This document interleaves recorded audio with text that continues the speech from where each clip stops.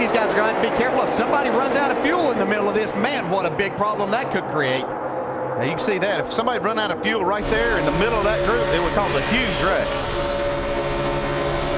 We've heard, oh, here's a car upside down. Big time crash upside down. Oh, it's Ryan Newman.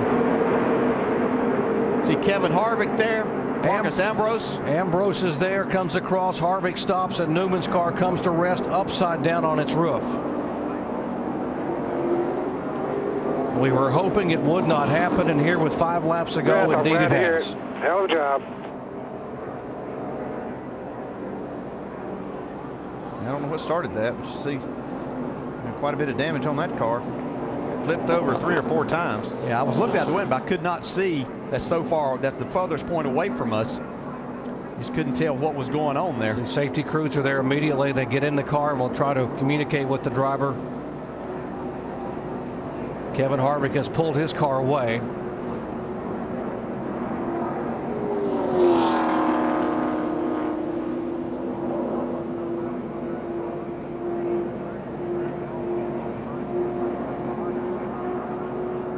'39 car of Ryan Newman on its nose, on its tail, on its side, flipped over on its roof, and then slid down across the racetrack into the grassy area. 47 cars moved away of Ambrose, as well as a 29 of Harvick. Yeah, these cars get turned around, like especially at the highest speed part of the track, at the end of the straightaway, and they get turned around and they just lift off the ground.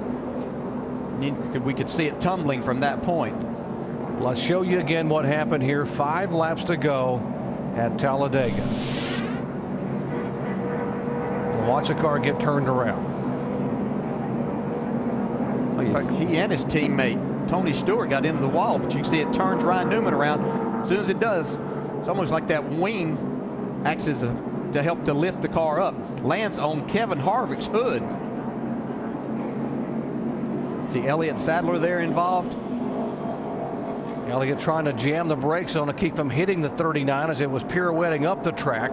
He's able to miss it. Harvick able to get the car woe down as the 39 just comes rolling down on its roof onto the grass and comes over again another 360 before coming to rest on its top.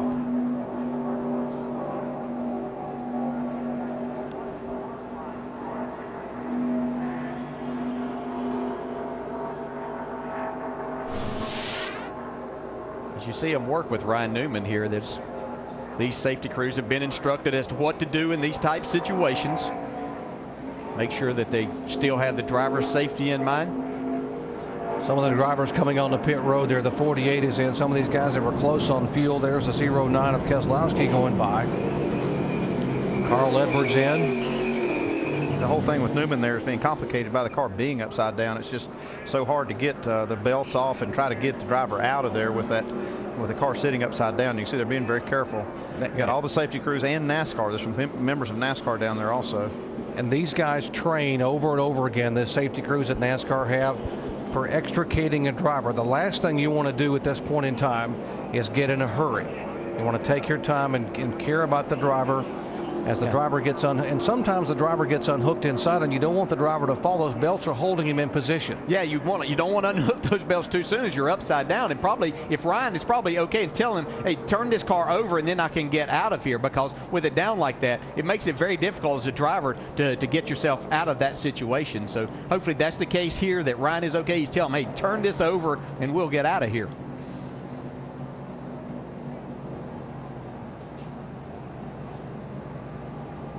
Now they have stopped the cars on the backstretch, 3 laps to go, because there will be a tremendous amount of cleanup here. There are the cars lined up on the back straightaway. There was debris all over the racetrack. 29 car of Harvick has been on and off pit road a couple times trying to get some of the damage beaten out. It's hard to tell exactly what those guys were in the outside lane, and it was Harvick and Tony Stewart and Ryan Newman, obviously teammates there, that got together, shot Tony into the outside wall and sent Ryan down across in front of the 29 car. And Marcus Ambrose was there too and did a really nice job of staying away from the 39 and the 29. Yeah, actually they just pushed the Office Depot Old Spice Chevrolet back to the garage area. Looks like Stewart might have made some contact with the outside wall. Like probably a situation as they got to the end of the straightaway, they had a big draft going and somebody had to check up, and then that creates a situation of getting run into a little bit too hard, and it turns the car. Again, the wings and the aerodynamics of these cars. You okay, buddy? Yeah.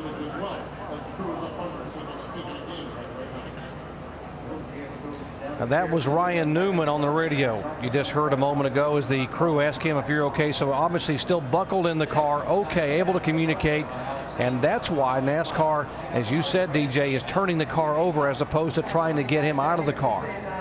If he were seriously injured, they would have tried to get him out quickly and get him away. But now they can afford to turn the car over knowing he is strapped in and buckled in and okay. And you can see as they're turning this car over, it's not the first time they've done this. They have this. They've practiced these things and trying to help. But when that car lands on that top, even though these cases are really strong, it'll push that roof down, and it just makes it difficult to try to get out. And I'm sure that Ryan was communicating that again, and this is what they're doing a fantastic job. And once again, the safety of these race cars take a spill like that, and it's great to hear Ryan Newman's voice. Backwards, on its nose, on its side, on its top, over 360, down across the racetrack, on its top onto the grass, and now being gingerly turned back over onto its wheels. I'm impressed how ginger they were able to do that. I thought they would have to flip the car over and let it land, but they did a good job of safely getting the car turned over and set back down without another kind of a big impact.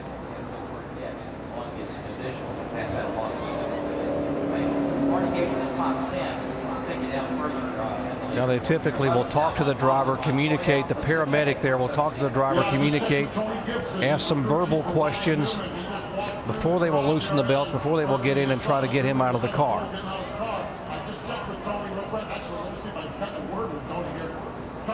Now the question is access because of the roof of the car, even with the bars pushed down a little bit and limiting the space that the driver has to be able to get out and then get him out. Now this new car has more roof area, more room up there.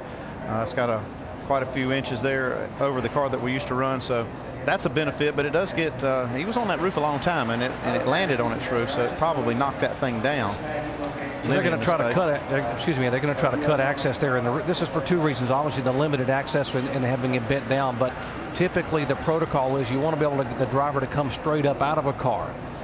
Medically speaking, that's the protocol. You don't want him bending too much if you've had this kind of tumble, at least initially.